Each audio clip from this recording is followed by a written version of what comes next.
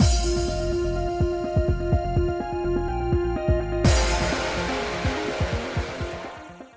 guys, it's Spacey Sims, and we are back with more Winter's Wish, continuing, well, the common route for Castletown on our way to Romance and Kuga. We were just holding hands, so I really need that now, so let's rewind that, shall we?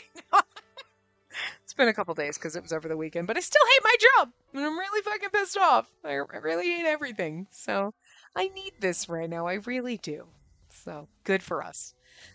We continued to walk for a while, and slowly, the crowd started to peter out. It must have been because people were going to restaurants and shrines, or boats to observe the moon. Seems like there shouldn't be a problem from here on out. Thank you very much. Thanks to you, I didn't get lost. Yuichi's like, the hell is this? As soon as we let go of each other's hands, I saw a familiar figure out of the corner of my eye. It was Yuichi. I like the it's a lot of stuttering. Anyway, Yuichi, why are you? I mean, I was waiting. But who cares about that? Why are you holding hands? Are you on a date or something? We're not on a date. It was just I almost got lost, so he was guiding me by my hand. Really, Genjiro? Like, he's like, really? The thing is, like, Yoichi, being a vessel too, should know that there's literally nothing here. Literally. It's not, like, there can't be at the moment. Yes, that is correct.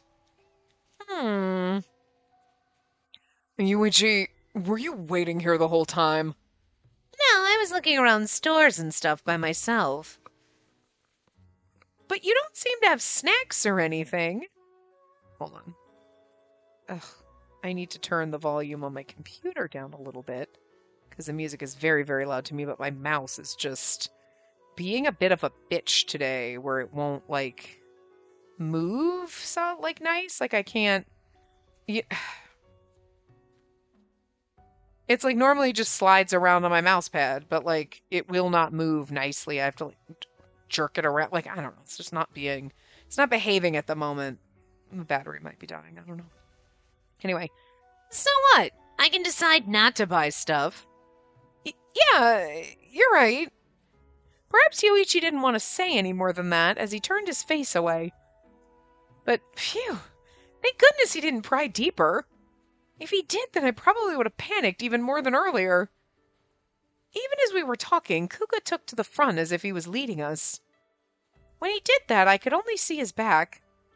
It was like us holding hands only moments ago was nothing more than a dream. It's strange. My hand that was holding Kuga's feels a little cold. I wonder if this is what it means to connect with others. While keenly pondering over that, I looked around at my surroundings once more. There was a road with even more shops than the one we were walking on earlier. Each store was aggressively calling for customers. Welcome, welcome! Why not take this chance to purchase a hairpin as a gift? We have lots of good stock. A hairpin, huh? The barker enticed me to peer into the store. Lined up inside were lots of hairpins. They're pretty. There were ones decorated with elegant flowers, as well as ones with beautifully intricate glass ornaments. Okay, so, like, how you get... Okay, there's the column at the very, very top. But then there's the wedge-looking... How the fuck you put that in your hair? Do you, like, put that in and then wrap your hair around it and then use something else to hold it? And that's just, like... Because, like, the other ones are pins. They're, like... You know what I mean? They're, like... I mean, I have, like, hairpins and stuff like that. Like, you put your... You kind of twist them in and it's... Whatever. Those ones are easy enough. And then the one at the very bottom is, like, the two prongs. But, like, that one red one with the flowers on either end, like... How the hell do you hold that in your hair? You know? Like, that's gotta be, like... You put your hair around that and then use something else to hold your hair around it. That's, like, a... non-functional decoration. You know what I mean? Whereas other hairpins have a function. They're holding your hair in place. If you're... if you're obviously back in the day, you'd be skilled at like putting up your hair and using those to hold it in place. But like the other one, there's no function. There's no way you're holding that up. You know what I mean? Like how the hell? What kind of skill you gotta have to be able to manage to get hair to stay on that on your like? No, that defies the laws of physics. You know what I mean? Like, so like, how do you work that? Like, it's like just extra decorative. You know? You know what I mean? Like some little barrettes are just like you clip, but they hold 3 strands of your hair back. Like remember the butterfly clips back in the day? They like held 4 strands of hair. They were mostly decorative, but at least they held hair, you know? That there's nothing you gotta use something else to hold the hair around that. So that is purely just 100% decorative. I'm assuming. Anyway, it's kind of neat, but still. I was just really confused because I'm like, how the hell do you hold your hair with that? You don't, right? It's just, okay. So pretty. I do like the one I have now, but a new one would be nice too. What are you doing? Hurry up and come over here. Right. But Yoichi called over to me, interrupting my thoughts. Is Yoichi going to buy us a hairpin someday? Or like a nice pretty comb? In any case, I don't have the money to buy such a wonderful hairpin. I guess I'll save it for another occasion. Looks like Kuga's gone quite far ahead, too. Kuga already bought us snacks. It's Yoichi's turn to buy me a gift. Such an asshole. But strangely, Yoichi was still staring at the hairpin shop and didn't even try to walk away. What's wrong, Yoichi? No, it's nothing. Anyway, let's go and buy whatever from a stall. Genjiro said he'd save us a spot. All right. After we bought some snacks that we could munch on easily, we finally arrived at the hill that was our destination. I really hope that he doesn't give us the hairpin until, like, his route, but, like, the way he was just, like, staring at it, and then you're like, what? And he's like, nothing. He's gonna get us a fucking present. I love it. All around us, crowds of people were drinking and singing raucously as they waited for the moon to rise. I mean, to be fair, when we were in Samurai Town, we got a really cool wallet, right? Although, was that in the, like... Yeah, did we technically get that in the common of common routes? In, like, the prologue-y routes? So I don't think that was in the Samurai Town common route. I think that was in, like, the, you know, main common route. You know? I think. Anyway. I'm just saying our boyfriends can keep buying me gifts. I'm fine with that. We couldn't see from here, but it seemed that fireworks were also going off in the distance. And we'll be able to clearly see the moon from here. This is an amazing view. Thank you for saving us a spot. No problem. It was nothing special. I just killed a couple of people to get it. He would, you know what I'm saying. Like, he didn't actually say that, but you know he would. You believed it. You were like, wait, what? I believe it, but huh? Hey, pass me the dongo we just bought. All right, here you go. I took out the dongo from the bag and handed it to him, and Yuichi immediately bit into it. Still, I think this is the first time we've been relaxed while waiting for the moonrise. We're usually on patrol around this time. It's funny because, like, as I'm reading, in the corner of my eye, I see the index thing, and I'm like, but the moon's right there. Like, gives the impression of the moon. Now that you mention it, you're right.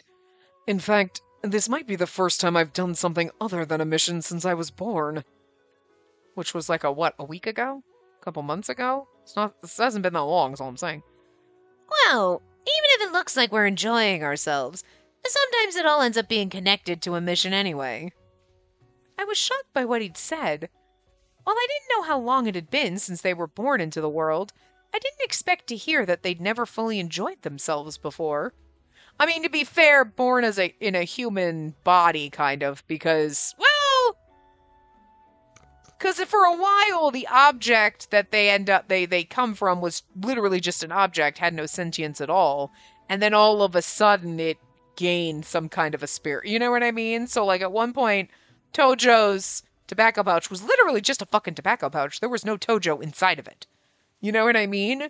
And then all of a sudden, Tojo was like, hey, Sup? So is that when they're considering when they're born? Like, when they're a sentient object?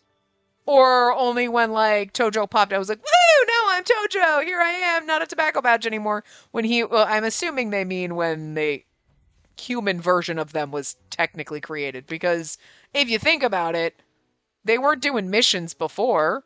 Tojo was just chilling, like, tobacco pouch. Sup, doing my job, keeping an eye on things, just holding the tobacco, whistling while I work. Like, observing, but doing nothing really. Well, doing his only function, which was holding tobacco. You know what I mean? And then when he became the Tojo that we now know, that would have been, I guess, when he was born. And then was like, now you do missions! I suppose so. Fair enough. So, then this is the first festival for the both of you? I suppose it would be. In that case, let's have fun. Let's keep watch. I feel like let's have fun. Let's have fun then, because it's the first for me too, right? Nope, it's let's keep watch. Okay. I mean, all right. Sure. She's like, it's the first festival you've ever been to. Okay, get back to work, motherfuckers. I don't. Okay. Oh, right. I forgot what we were doing here. I forgot for a hot second. One is going to be the right answer. Let's have fun would be the you. Yeah, okay, that makes sense. Never mind. I forgot what we were doing here. Listen, it's been a rough day, okay? In that case, let's patrol as usual after this. What? We literally just decided we didn't have to do that today. But Miyaji asked us to patrol, right? We should do our work properly. Oh, yeah, okay. This makes sense. This absolutely makes sense to worm our way into Genjiro's pants. Absolutely. Don't worry, Yoichi. We're gonna slide over into yours soon. Next. Come on. Festivals don't happen every day. Can't we just skip patrol this time? But... So you're gonna ignore Miharu's good intentions? She's the one who wanted you to take your mind off things. That's... Huga silently watched as Yoichi and I bickered. His calm expression made it completely impossible to read what he was thinking at that moment. Huh? Did I put Kuga in a bad mood too? Was it normal to be this anxious when I couldn't see someone's threads? I ended my conversation with Yoichi and turned immediately to face Kuga. I'm sorry. Did I say something out of line? But the moment I said that to him, Kuga widened his eyes as if a little surprised. About the patrol? If you were talking about that, it's not a problem. If anything, it's good that you think that way. I think you should maintain that attitude going forth. Yeah. Phew, he wasn't angry after all. He's like, no, I'm extremely turned on, but I don't know what this feeling is. He just doesn't know. Couldn't we loosen up a little? Actually, Yoichi, I think you're too relaxed. And this is why they're in this buddy cop drama. You know what I mean? And that's like Tojo and Tominari being together because Tojo's like a labradoodle and Tominari's like, anyway. Tojo's like, we're friends, right? And Tominari's like, no. And in this one, you've got like really, really, really fucking stiff workaholic, and then you've got slacker boy over here, and it's just fun. I like that they're not like, they don't put the similar, like, because you think like Kuga and Tominari could probably get along together. You know what I mean? It's very serious. You know? Like, but that wouldn't have been as fun as like the two kind of opposites, you know? And then like Tojo and Otaro seem like they could get along. Otaro seems like he's a little spunky and fun. He could probably get along with Tojo. He's like a mini labradoodle. You know what I'm saying? I mean, we've only seen him for like 5 seconds, but like that kind, you could see them getting along, maybe. You know?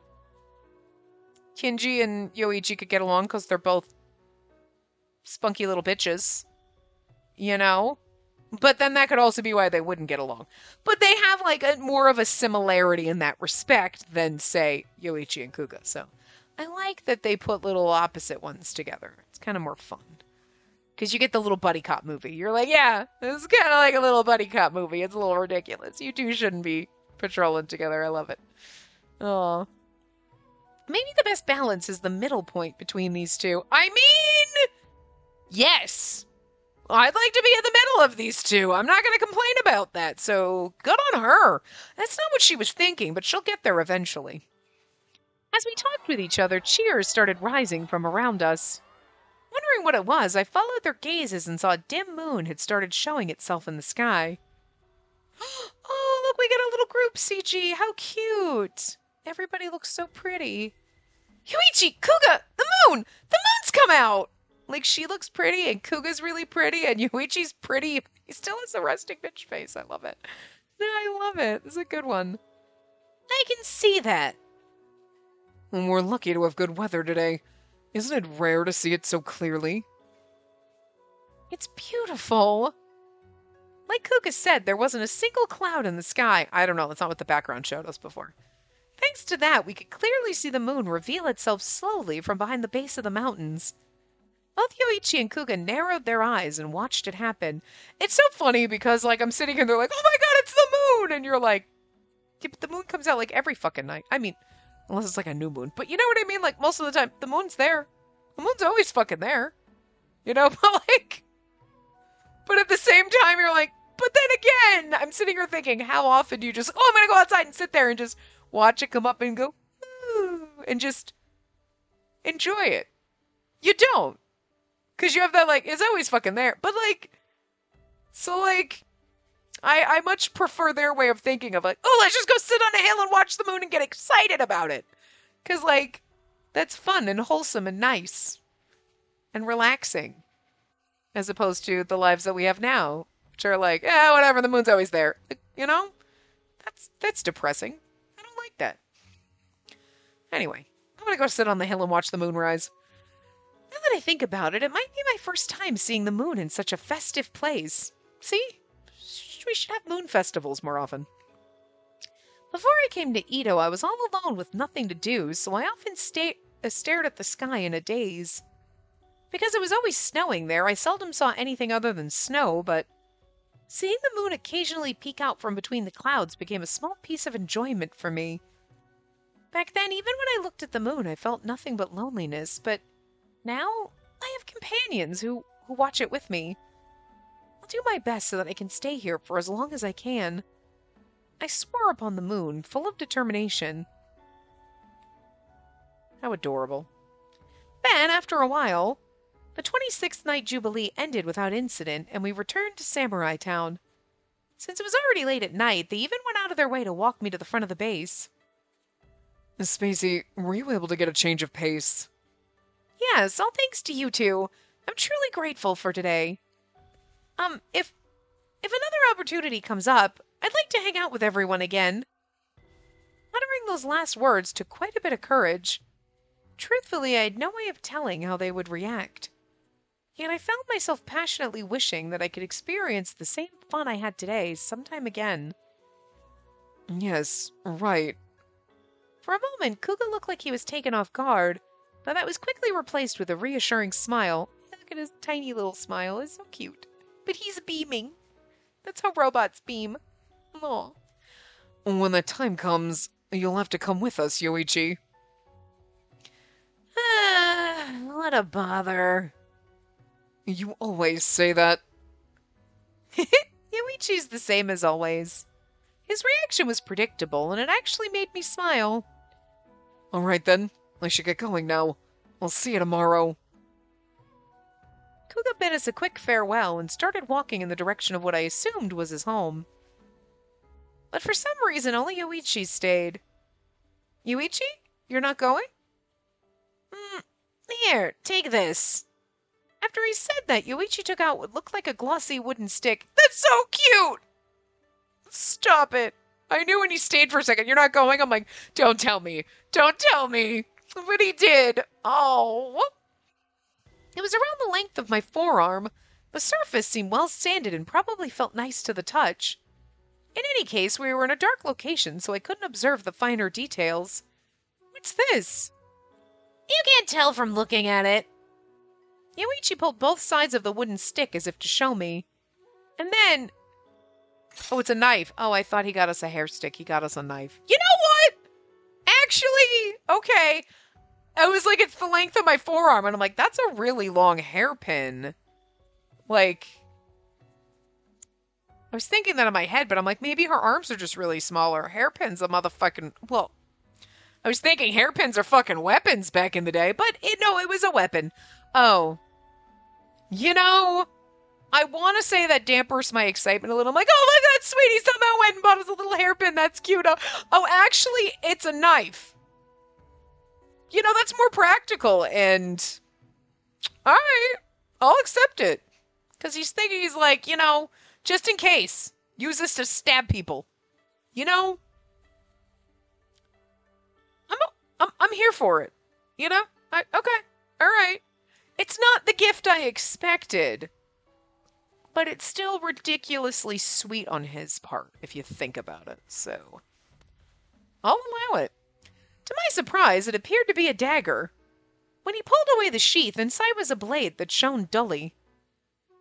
This is... What's that for? I was thinking I'd give it to you, since we'll be using it in training. Commoner women carry them too, so it wouldn't be weird for you to have it. Again, I'm sitting here like, you know, and I was like, oh my god, you got us something to stab people with. Yeah, no, the more I think about it, the more I'm like, yeah, no, okay, cool, you're vibing with me. I could use something to stab people with right now. And I'd like to stab some people. That's why I don't have weapons to stab people with.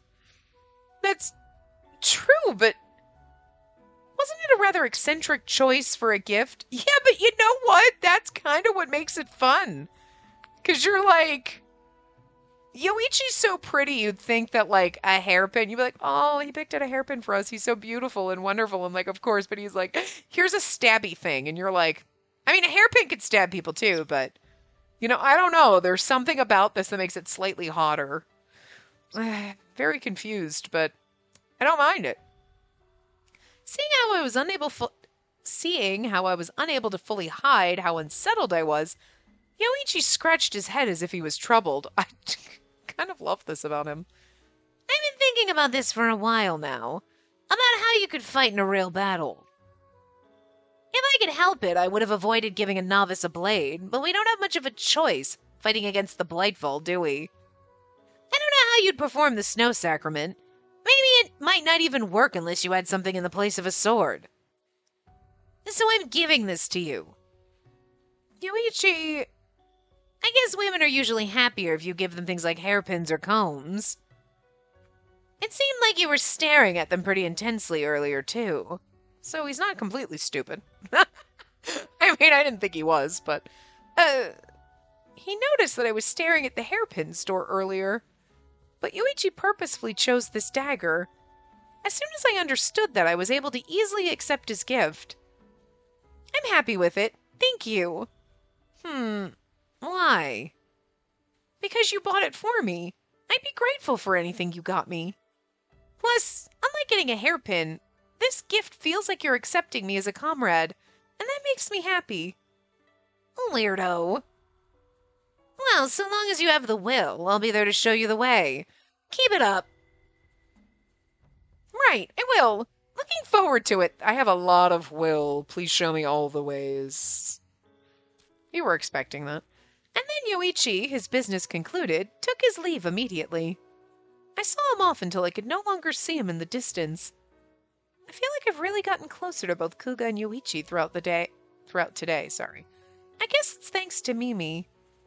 From now on, I have to work harder and harder so that I can wield this dagger properly. After I strengthened my resolve once more, I turned on my heel and returned to the base. Oh yeah, the Kamakiri didn't show up today.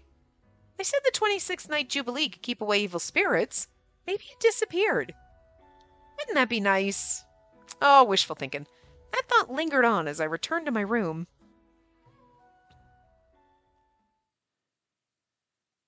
Chapter 3, Castletown. I love the little watercolory looking title cards like that. In the not-so-distant past, a lone woman from the city was walking along a path lit by lanterns, a furoshiki cloth in hand and her steps light. Hee. The festival was absolutely booming. He was busy, but it was so fun. In the not-so-distant past, you mean currently? Oh, no, that's not what I meant to do. I was trying to hit this one. In the not-so-distant past. That's an odd way of saying literally like last night.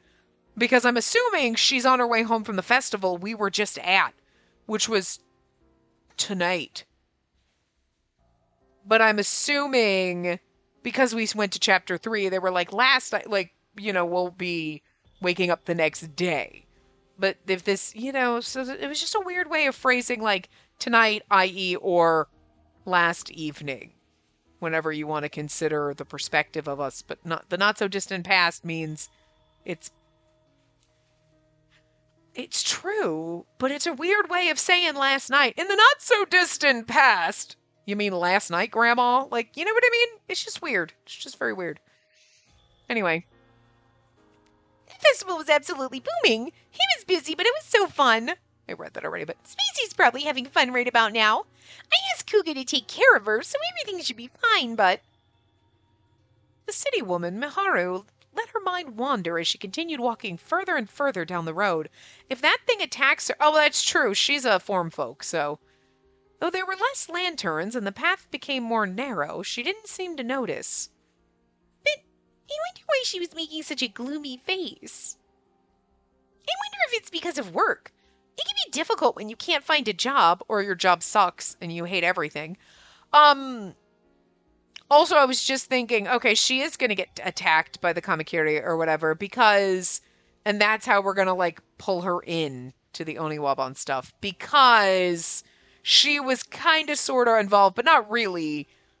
But she knew about us and what we were doing in the Samurai Town routes and everything because Kyoshiro kind of brought her in or whatever. So now, like, this is their way of trying to bring her in. Like, okay, but if the thing attacks her, then we can tell her about it. And then it's not, you know what I mean? So, like, poor Miharu, she's going to have to get her hair chopped off. It's okay. It'll grow back instantly. Because, they're not going to give her a sprite with her hair chopped off. But they've already kind of been like, form folk can magically grow their hair back. So it doesn't really make a difference. So it's like, well, that's a kind of neat way of, like, dealing with that. Anyway. The next time I see her, I should ask her some more questions. She's always had a tendency to bottle things up inside. After summarizing her thoughts up to that point, Miharu suddenly stopped walking. Huh? Where am I?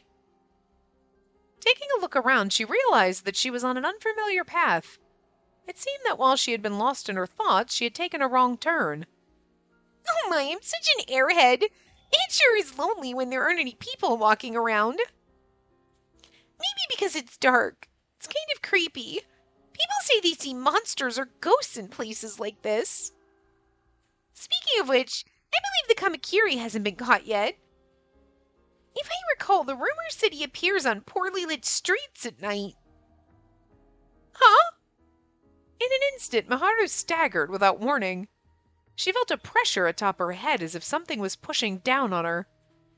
What is this? It was so heavy that Miharu was forced to her knees on the ground. This is bad. I have to get away somehow.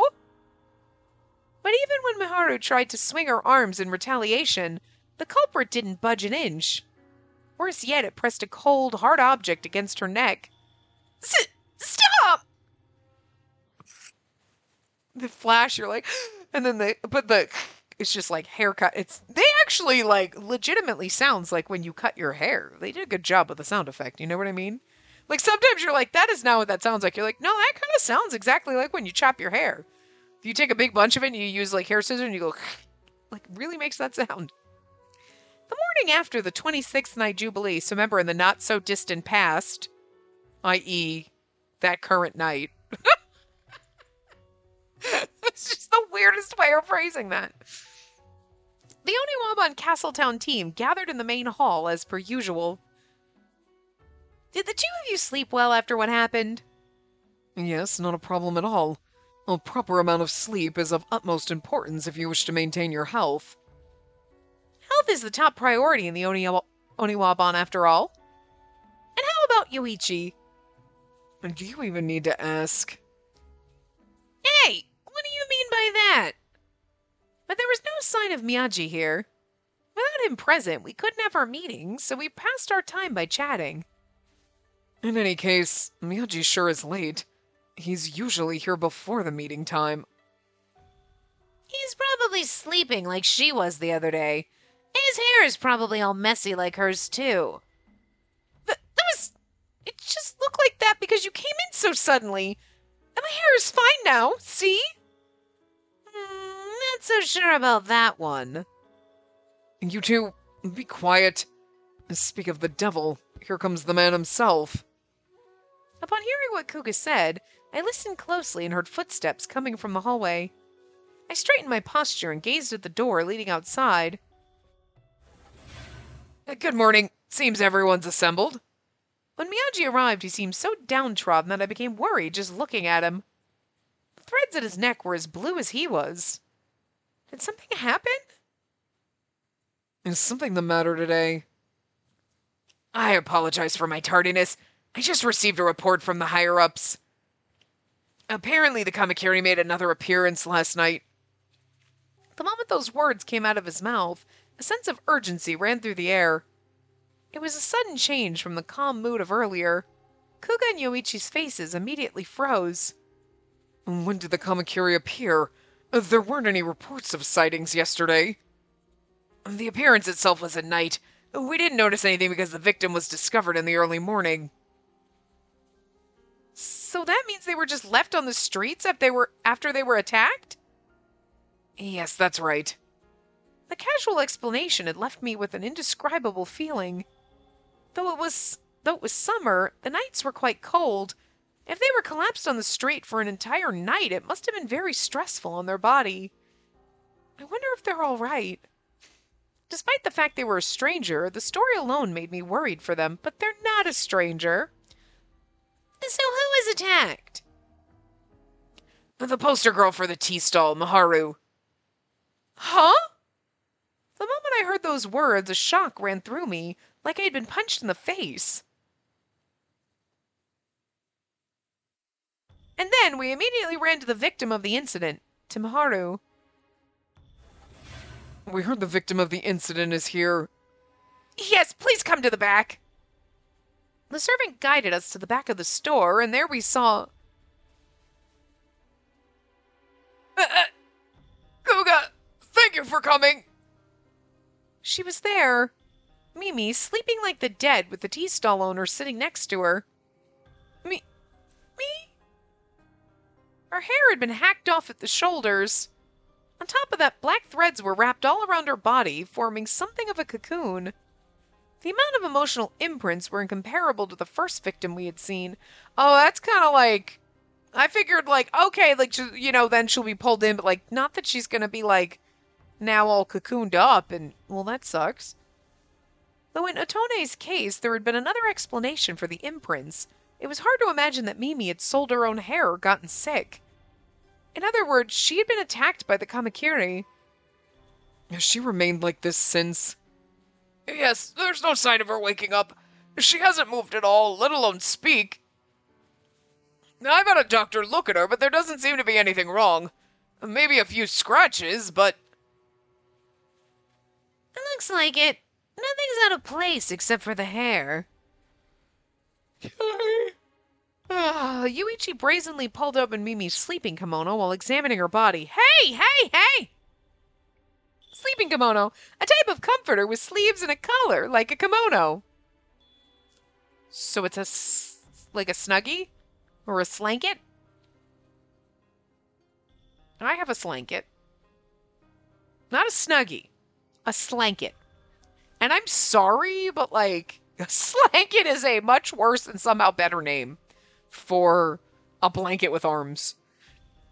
I mean, I remember seeing all the like Snuggie commercials and being like, oh, does your blanket just fly off your eye? And you're like, you don't know how to put a blanket on if it goes flying off when you Like, seriously, do you not know how to wrap yourself in a blanket? I never understood it. And then my friends got me a slanket one time, and I was like, what is wrong with you? Like, they thought it was funny. I think they have a double slanket. But the thing is I was like, this is ridiculous. Although on occasion, I just use it like a regular blanket. On occasion, I will put my arms in it, and it does have a foot pouch for you to put your feet in. I was like, you know what?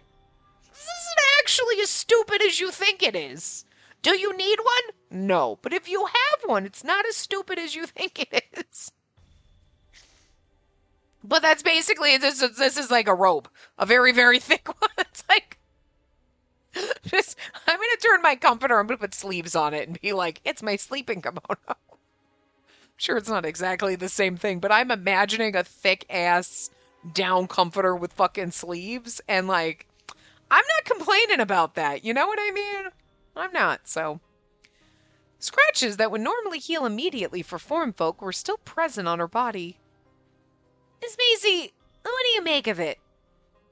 It's pretty bad, I think. I can only give a vague answer to Yoichi. There was no way I could explain in detail here where the storekeeper was. It seemed that Yoichi and Kuga understood that, and as they refrained from asking further. Storekeeper, could you explain what happened yesterday? Yes. Perhaps because he was still shaken up, the storekeeper nodded anxiously. He then tightened his fists over his knees before he opened his mouth with determination. Yesterday we opened up a storefront for the festival. I had Miharu help with that as well. And then, when the festival ended, I asked Miharu to close up shop. I went home early with the larger items. After I arrived home, I waited for Miharu to come back, but I guess I fell asleep sometime during the night. When I woke up in the morning, I was baffled. There was absolutely no sign that Miharu had come back. When I hurried to go look for her, that's when I got the notice from the city commissioner. This isn't the voice I gave him earlier, but it doesn't fucking matter. And you learned about the incident? Yes, I heard that Miharu was discovered in the early morning, that someone going for a stroll happened to find her. If I hadn't fallen asleep yesterday, Miharu... When he got to that point of the conversation, the storekeeper became choked up. Aw, it's not your fault, buddy. I couldn't see his expression since he was looking down, but judging from the color of his threads, he must have been feeling intense sorrow. I understand. And that's all you have to say. It sounds weird when it's like, that's all you have to say? It's like, that's all you have to say. Don't worry about it, And do you mind if we examine her a little more? It may be best for you to leave the room. Yes, I understand. The storekeeper stumbled unsteadily out to the store. After we watched him leave, Kuga and Yoichi focused their gazes onto me. So, how does it look to you exactly? Right. Tell us, what do your Hakuseki clan eyes see? I expected them to ask that question, so I told the duo the details of what I saw. She's all wrapped up in black threads, like the cocoon of a silkworm. This is the first time I've seen a person entangled in so many emotional imprints. Could that be why Miharu was unconscious? It might mean the Kamakiri is getting stronger, and this is clearly different compared to the previous victims. While they conversed, I just stared at Mimi as she lay on the bed. Mimi, who was always so expressive and smiled so cheerily, now looked like a silent doll. But her body wasn't completely lax, and her hands were still clenched tightly. It was an awfully painful sight. Mimi... Though I knew it was useless, I moved my hand to try and get rid of the emotional imprints. Oh, the snow sacrament. If I tried the snow sacrament... Since I didn't know how to perform the snow sacrament, I tried chanting in my heart. Please let Mimi wake up. Please give Mimi back her strength. I thought she was going to whip out the dagger, and I was like, girl, don't do it. They're going to be like, what are you doing? But it was completely useless. Just like the last time I tried, nothing had changed in front of me. Faced with that reality, I felt acutely aware of my own uselessness. What? Couldn't you perform the snow sacrament to heal her? If these black threads disappear, then maybe you should definitely... My vessels can only destroy Blightfall. Don't you remember what the Shogun said before? Uh, that's right. Even though I knew that, I couldn't help but cling to the possibility. Then, if we can just defeat the Blightfall, Mimi should be healed immediately, right? She'll be okay, right? And there's no way to tell. Huh? Even if we defeat the Blightfall that caused it, there's a chance she'll never wake up. There have been people like that in the past. The duo's answers were cold and calculated. It was as if they were hammering home the reality that, in the fight against the Blightfall, there was no easy salvation. Then what should I do? What should I do to save Mimi? Maybe I should have insisted she come with me to the festival back then. If I'd done that, Mimi never would have had to walk home alone at night. And just in case, let's go see what the city commissioner has to say. And they should be conducting an investigation of the crime scene and might have more intel. Understood. Spacey, are you listening? Sorry. It seemed that the conversation had advanced while I was thinking things through in my head. Even after I gave a rushed answer, Kuga's eyes stared right at me, almost like he saw straight through to my heart. Do you feel regret? Uh, if only you'd invited her to the festival that time? If only you were with her, Miharu might have been safe? Is that what you were thinking? That was exactly what I had been thinking. He read my mind so accurately I couldn't say a word in response. I'll be frank, it's useless. No matter how much you may regret things, there's nothing you could do at this point. He's right. It's exactly how Kuga says. Even if I obsess over what happened in the past, there's no use. But So, if you're gonna think about now. Huh? What you must do in order to save the girl. Isn't that what we should be thinking about right now? Kuga? One could say those words were characteristic of a vessel whose heart had been sealed away. It was a truly calm suggestion which only considered the reality that was in front of us. But, in his own way, I could feel that Kuga was trying to encourage me. It might have been my own imagination. I might have just happened to hear it in that way. But even so, as soon as I interpreted it in that way, I can't, interpreted it. It's very hard to say in a normal pace, interpreted it. It sounds like a stutter. Oh my god. Anyway, interpreted it in that way. My heart was set. I'm sorry. I was in the wrong. In order to solve this case, I'll think only of what I need to do now. When hearing my determination, Kuga nodded in a satisfied manner.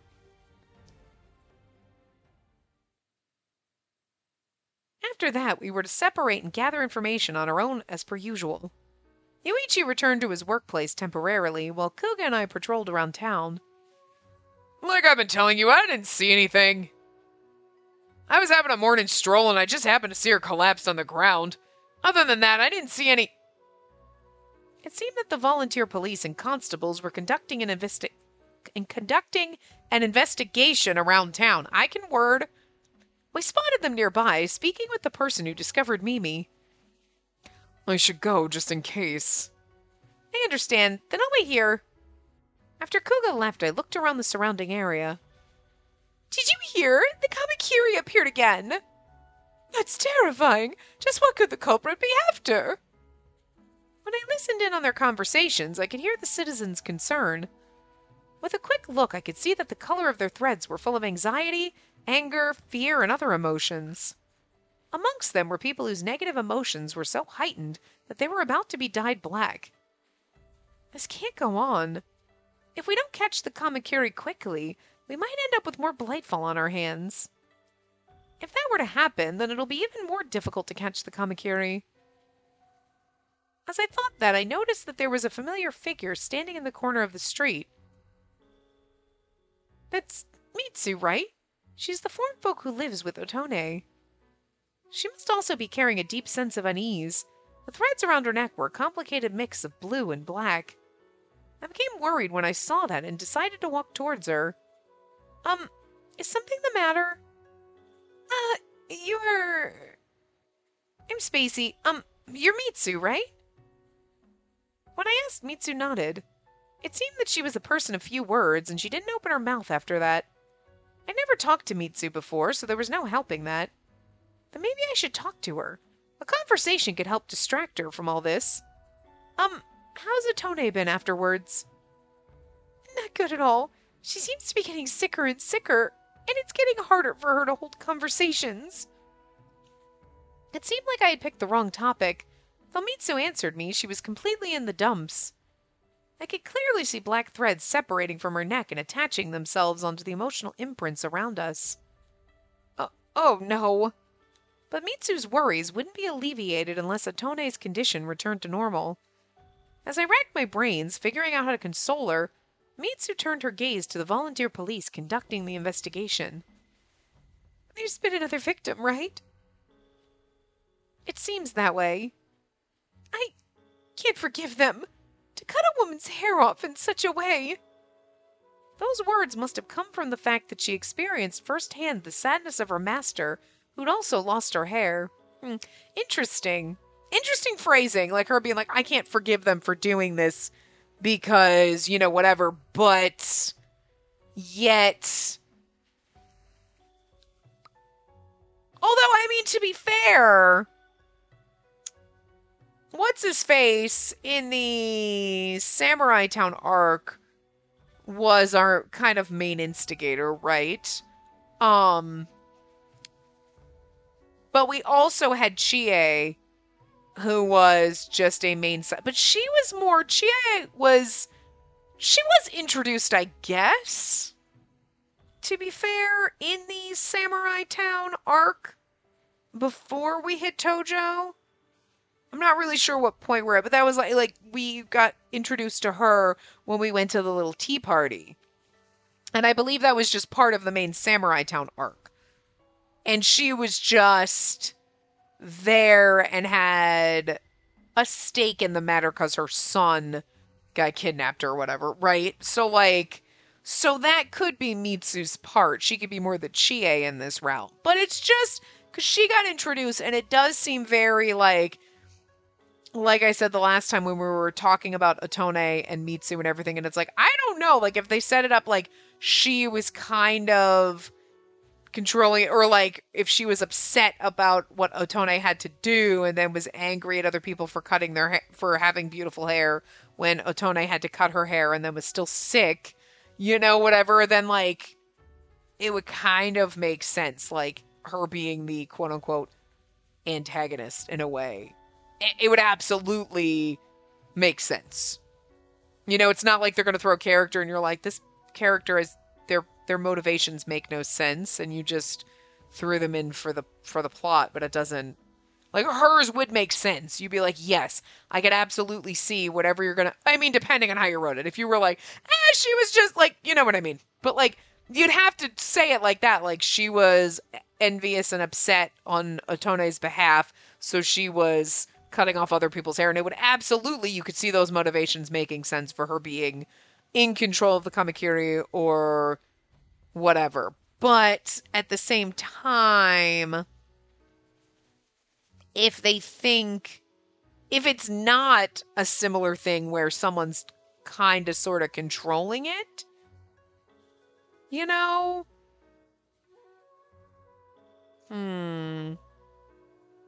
Tenichibo, there you go. It just came to... I've been trying to figure out his motherfucking name for days. If it's not like the Tenichibo kid... Well, then again... Tenichibo kind of spun off into the kidnapping god, because it was like, oh yeah, someone sold me the Magatama that controlled it. And, whatever. But, I mean, it definitely connects to Otone and Mitsu. You know what I mean? Because, like, Otone having to cut off her hair and maybe someone else was in a similar situation and they got so angry and upset about it that they turned into, because that's what I think Miyagi was saying. We think it could be, it's not just a Blightfall created from all the negative energy, it's a person that turned into one. So it would tie into, them, because it would be somebody who was in a similar situation, like Otone type of a thing. So if it's not them, but if it was Mitsu, you absolutely, like, you could believe her motivations. So I like what they did with that, though. Even if it's just like, oh, it's whoever became the Kamakiri's, like, story parallels Otone's, kinda. Okay, yeah, I see what you did there. Like, so we should have been like, oh, wait, we had that story. So, because it wouldn't be a far leap. It's not like all of a sudden you'd be like, oh, it was someone who was forced to cut off their hair and sell it that now was angry, turned into a Blightfall and was cutting off other people's hair, where it kind of came out of nowhere. You have someone whose story parallels it, and you go, oh, wait a minute, what if it's someone who was in that situation, and let's find it. You know what I mean? And it leads you to that deductive reasoning, okay? So I like that, but I also like that they kind of had this still, because it leads you to start thinking, especially if you did Samurai Town first, you're like, uh-huh, Mitsu's got a sprite, and I could totally, if it was her controlling it somehow or whatever, you could see her motivations and how and the why. You know what I mean? So I don't know, I like that they put that depth into the story, but anyway. Mitsu trembled with anger, and she clenched her hands tightly into fists. So, like, but then they're making me reconsider, because when they introduced her before, I was like, okay, we got our main antagonist. I'm pretty sure she has something to do with it. But now she's getting so upset about it that it's like, huh, okay, maybe it's just someone else that parallels Otone's kind of story, and Mitsu's not our main antagonist. All right, interesting, okay, okay. You know?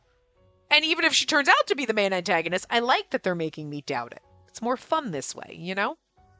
It's more fun because it's not like, oh, oh, okay, yeah, and then you get to the end and you're like, yeah, yeah, no, it was obvious. I like that it kind of swings back and forth. You're like, oh, it seems like she's involved. And then you're like, well, maybe she's really not. Okay, maybe it's this. And there's like just a lot of possibilities. I like that. It's more fun. I could barely make out the wooden tablet that must have been tied behind her hands. That was when I noticed that Mitsu's wooden tablet was slightly chipped at the edges. I'd heard that their wooden tablets were as important to formfolk as life itself. Even though the damage was minor, I wondered whether it would have some sort of effect on her body. Upon closer inspection, I even felt that the wooden tablet itself had become somewhat blackish in color. Interesting. Okay. Is your wooden tablet all right? What? Right there. It looks like it's a little chipped. Are you feeling okay? When I pointed at it with my finger and confirmed the damage, the color drained from Mitsu's face. See, now that seems a little sus. Thank you very much. I didn't notice. Did it get chipped around here? If you'd like, I can search for the pieces with you. No, it's all right. I should be heading home now. Mitsu quickly walked away, hiding the wooden tag as if trying to protect it. She didn't even give me the time to say goodbye. To formfolk, the wooden tablet is a fundamental for creating a real body. Maybe she didn't want me looking at it. It was just for a second, but it seemed like her threads took on the color of panic. See? So now that's sus. So you're like, yeah, she seems kind of sus just because of what we saw from Tenichibo, right? And then her getting all angry and upset about people cutting off other people's hair, the Kamakiri doing it, you're like, okay, maybe she's more the Chie, just another character who's kind of, pertinent to it, but not in the same way Tenichibo was, right? And then now you're like, I don't know, now I'm back to being a little bit suspicious, but it doesn't necessarily mean that she's guilty. It's just she's being sus for whatever reason. You know what I mean? So interesting. See, I like the swing. Still, my conversation with Mitsu further fueled the fires of my determination. Yeah, I want to figure out how to help everyone. For Mitsu and Otone's sakes, for Mimi's sake. But what exactly should I do? As I tried my hardest to think of a plan, A breeze blew from out of nowhere. Because of that, my hair and the sleeves of my kimono swayed as if swimming in the air. Uh, while I blankly watched that, a certain thought planted itself in my mind. There's only one thing I can think of. Something that only I can do. The idea came to me like a blessing from above, and with the single newfound thread of hope, I left the area. You just gonna, like, leave and Kuga's gonna turn around and be like, the fuck did you go? You know what I mean? Anyway, we are a little under time, but I did ramble a lot. And unfortunately, these scenes sometimes take more than like 5 minutes or so. So I'm going to stop here and we will continue a few bells later next time. So I will see you next time. Remember to give the video a big thumbs up and subscribe to see more.